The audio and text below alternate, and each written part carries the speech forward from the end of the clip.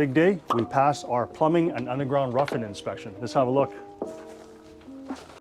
So notice all the pipes coming down from the upper floor. They'll all converge into one main pipe. The main pipe connects to the main discharge pipe. We talked about this many videos ago. So this pipe takes all the discharge from the house towards the city connection. And why is there a Y connection here that's left open? Well, this shows the inspector that there's water inside the pipes right now. So all these pipes are full of water. And the reason for that, they're just checking for water leaks. And prior to us backfilling this area and covering it up, what we'll do is we'll release this valve, water will start gushing up, this gets plugged right here, and the rest of the rocks cover it, made flat, and that's when the insulation levels get built up. See this 1.5-inch line? This is the water line coming in, which supplies water to the house. It snakes through the basement and ends up in the mechanical room. And have a look over here. These PEX pipes, red for hot, white for cold, these are water lines which are actually going to run underground from location to location to feed different fixtures of the basement. Now they put it underground for a reason. It's very efficient. You don't have to run it overhead and down the walls again. Everything runs back to a mechanical room where the boiler, the hot water tank, and all the manifolds will be located right in the centralized area. Have a look in this corner. You might ask, why are all these plumbing pipes floating out of nowhere? Well, what happens is the plumber will read the plans. He'll know exactly where the future walls will be built. And this is where he located them. So there will be a framed wall here, okay, after the concrete's been poured in the basement. And what these lines are, this is the line that feeds to this location. You might ask, why is it so close and why do you need it? Well, this will eventually be a shower right here. This will feed the shower valve, which gets located on this side of the wall. This is a washroom from the other side. So after the wall is framed, you can imagine they'll have their separate water lines coming down here.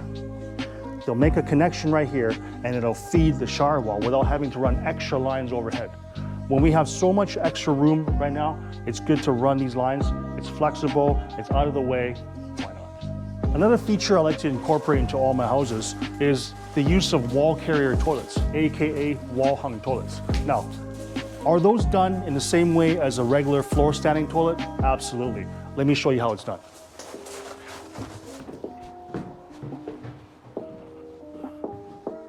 When installing a regular floor mounted toilet, you typically put a toilet flange approximately 12 to 13 inches from the wall. And this would be where the toilet would drain via the floor flange.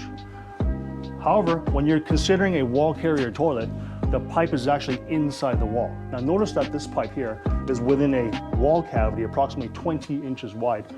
So this is the future home of a wall carrier toilet frame, which gets mounted to the sides.